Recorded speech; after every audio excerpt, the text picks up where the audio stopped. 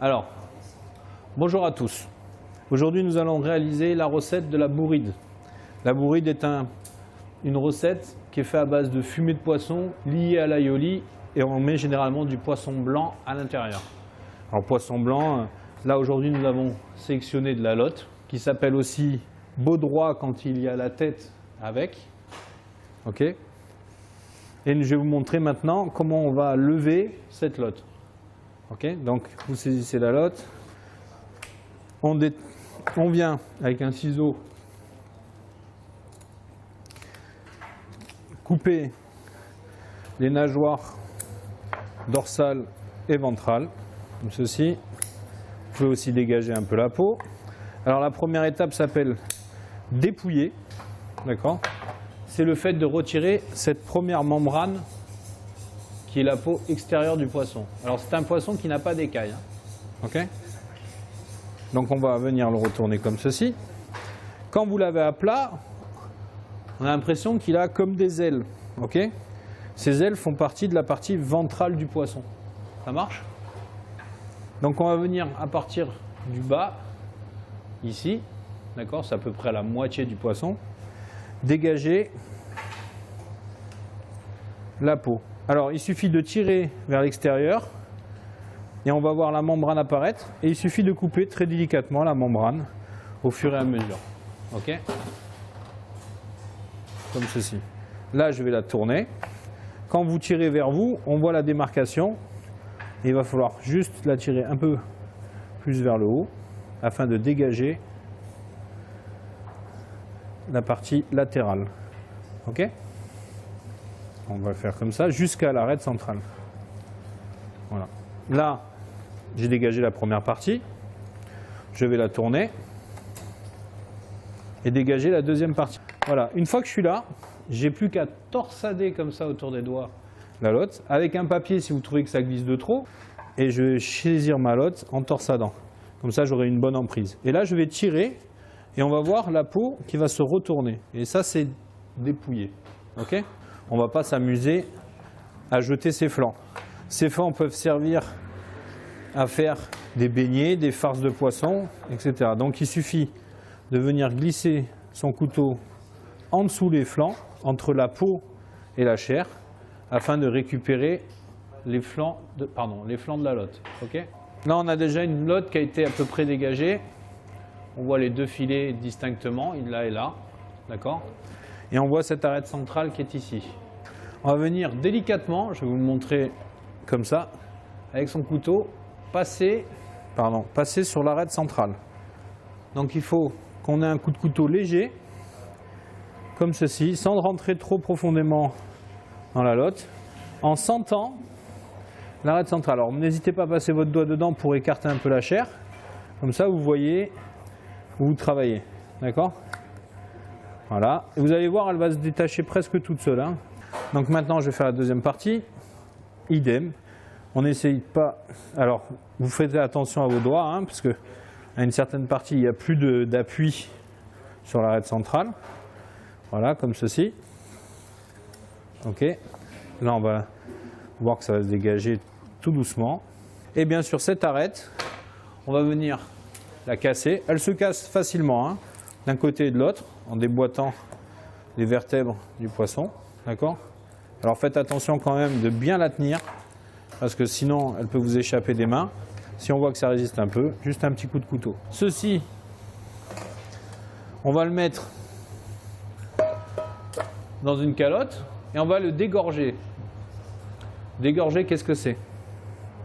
C'est les mettre dans de l'eau froide afin d'en enlever les petits caillots de sang et les impuretés qu'il pourrait avoir. Alors, ça ne va pas enlever toutes les impuretés, mais ça va aider à enlever les impuretés pour avoir un fumet qui va être vraiment plus transparent. Voilà. Donc, j'ai mis l'eau et je vais le réserver au frais pour l'instant. Alors, là, on va voir qu'il y a quand même des parties un peu résiduelles qui font partie un peu de l'arête centrale.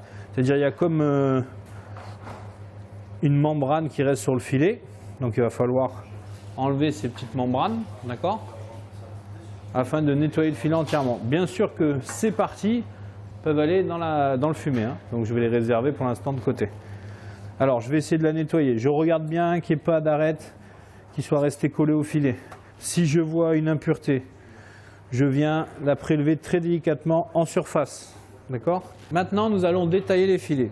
Alors, je vais faire des médaillons à peu près entre 50 et 70 grammes maximum. Il faut qu'on ait à peu près une portion entre 160, on va dire, et 180 grammes dans l'assiette, quand c'est une assiette copieuse, on va dire. Donc, ces 3 médaillons, on va venir détailler correctement la lotte. Alors, pour faire un premier médaillon, je vais procéder de la même manière que quand j'ai essayé d'enlever la peau. Je vais entailler la lotte, mais sans aller jusqu'au bout, comme j'ai fait la première fois. Je ne sais pas si ça va se voir. Là, il est encore accroché. Je vais retourner le morceau comme ça, parce que là, c'est le morceau de queue qui est vraiment petit par rapport aux autres. D'accord? C'est comme ça la queue et il en faut un médaillon à peu près gros comme ça, on va dire. Et je vais détailler la lotte de la même taille, d'accord, que le petit morceau que j'ai détaillé en premier. Donc ça va donner un morceau comme ça. Ok? Et il va falloir à peu près 3 morceaux comme celui-là par personne. Alors bien sûr, au plus je vais monter, au plus la lotte s'élargit, au plus il va falloir que je règle l'épaisseur, d'accord, de mon médaillon. Ok? Donc pareil, très important, quand on coupe un poisson comme celui-là, on a un couteau qui coupe, bien sûr, et on a un couteau qui coupe, et on ne fait pas de geste comme ça. On vient couper une première fois et on tire vers soi pour avoir une coupe nette et franche. Ok? Maintenant, nous allons enchaîner avec la garniture pour le fumet de poisson. Alors, dans la garniture, nous avons des oignons. D'accord? Alors, éplucher un oignon, je le fais devant vous. J'ai préalablement lavé tous les légumes. Alors, je vais couper la partie supérieure du fenouil. D'accord? Couper en deux. Moi, je vais prendre que la moitié. Le poireau nettoyé, comme ceci, coupé en 4 les extrémités, comme ça. D'accord? Et retourner dans un récipient avec de l'eau. On va éplucher l'ail, en haut et en bas de la même manière. Voilà, une feuille de laurier.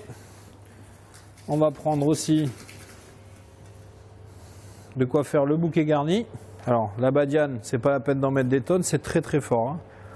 3 suffiront largement. Le fenouil sec, pareil, petite quantité, donc juste une branche ou 2, ça suffira. Le bouquet garni à faire, donc le bouquet garni, j'effeuille mon persil, je garde les branches, le verre de poireau, ok. Un morceau de céleri qui fait à peu près la même taille que le poireau, le thym.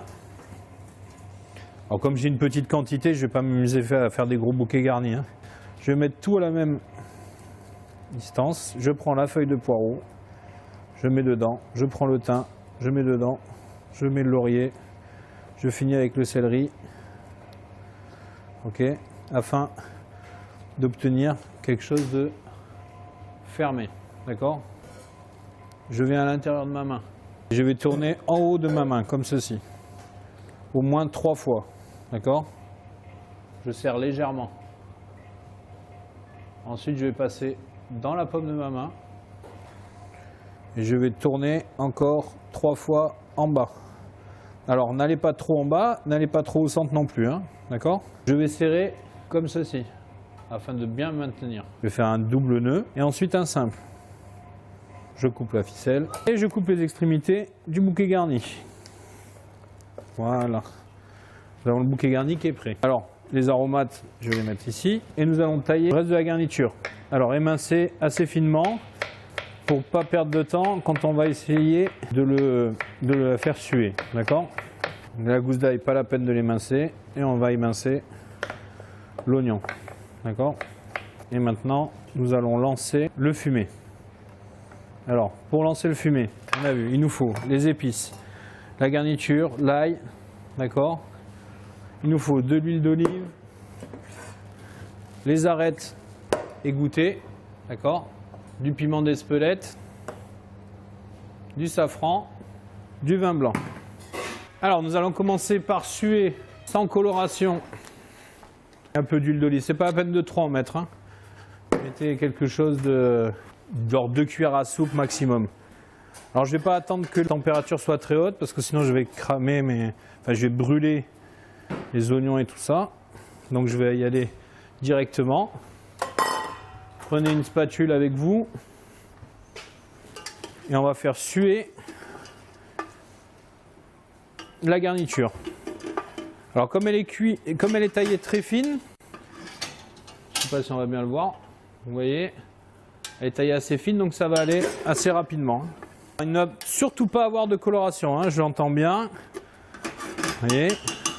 Donc là, en attendant, je vais commencer à préparer le reste. Je vais légèrement écraser les aromates pour qu'ils diffusent encore plus. Alors faites très attention quand vous faites ça. Les bâtons, pour éviter que ça me gêne pour tourner, je vais les couper aussi. Le fumet qui commence à suer, je vais ajouter les aromates dès le départ afin qu'ils suent en même temps que la garniture. Le poireau il est lavé, vous émincez de la même manière. Donc vous voyez, c'est pas trop fin. On va ajouter les arêtes à l'intérieur. Moi j'ai gardé quelques chutes, je vais les mettre aussi. Alors ça va très très vite, hein. Alors une fois que vous avez mis les arêtes à l'intérieur, il faut les suer de la même manière, sans coloration que la garniture. D'accord? Mais maintenant il va falloir éviter de trop remuer.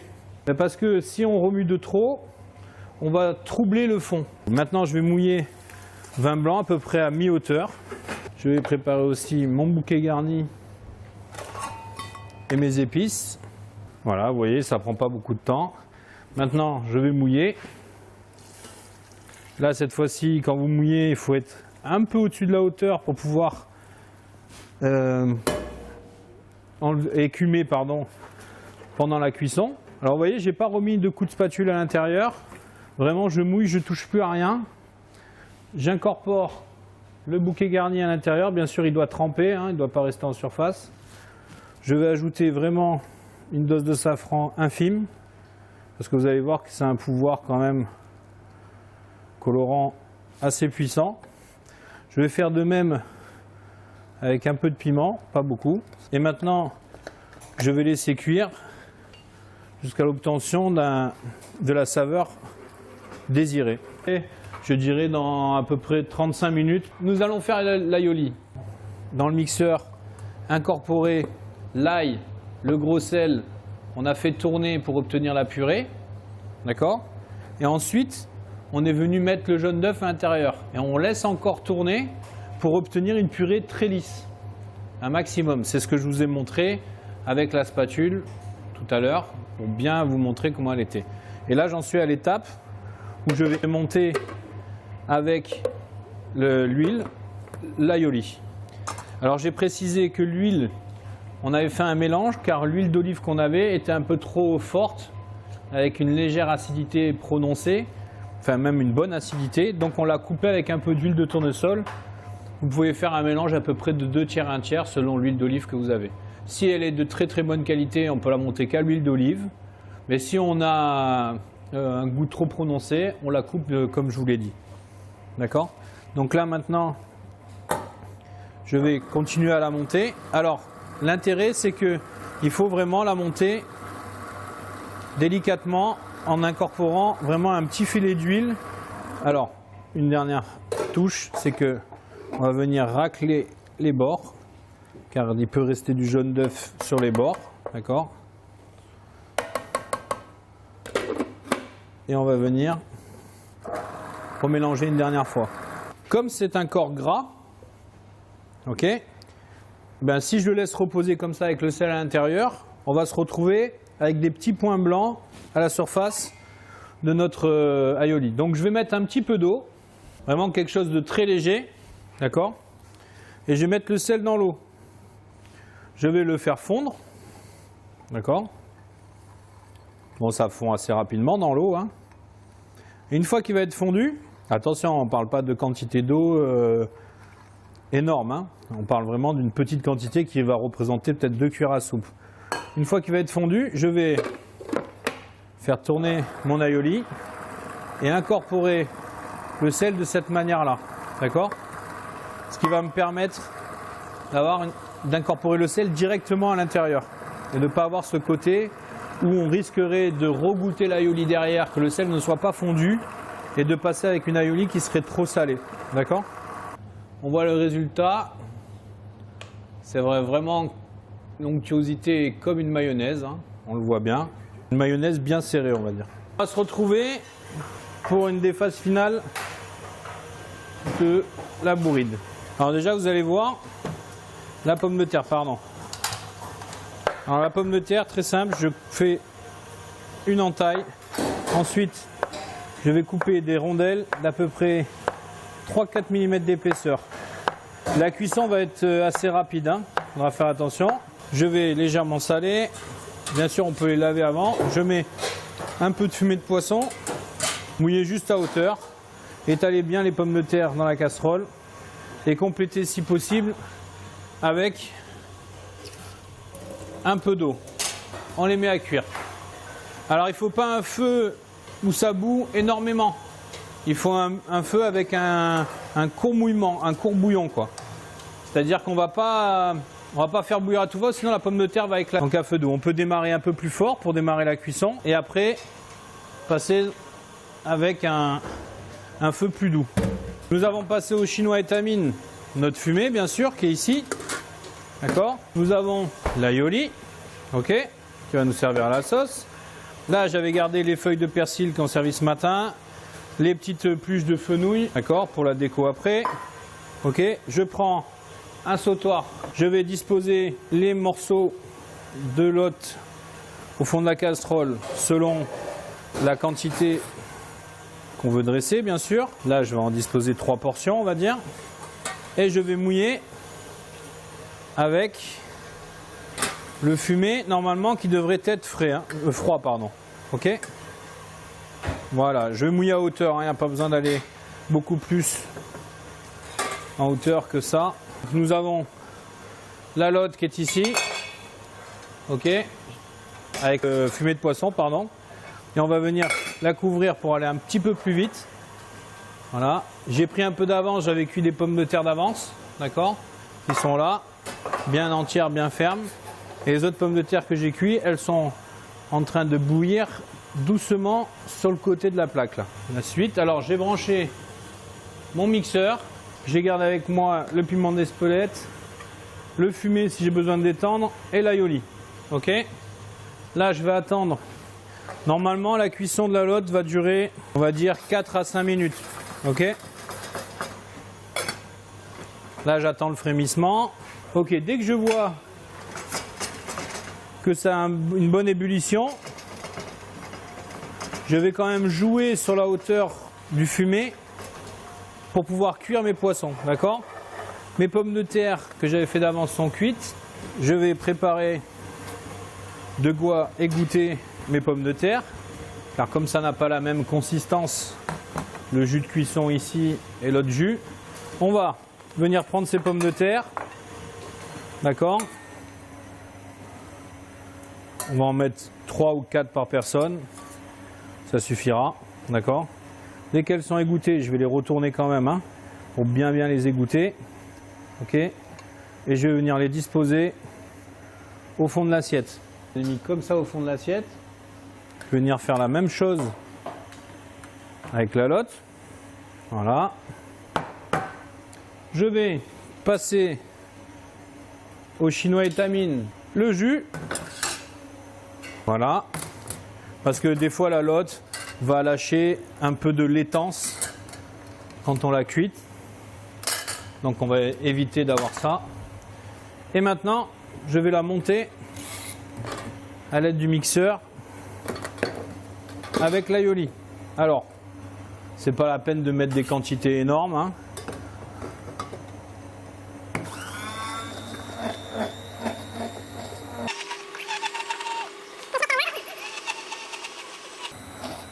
Et on va venir prendre le jus en premier, arroser les morceaux jusqu'à arriver à peu près à la hauteur des pommes de terre, voire un peu plus. Prendre de l'écume comme ceci.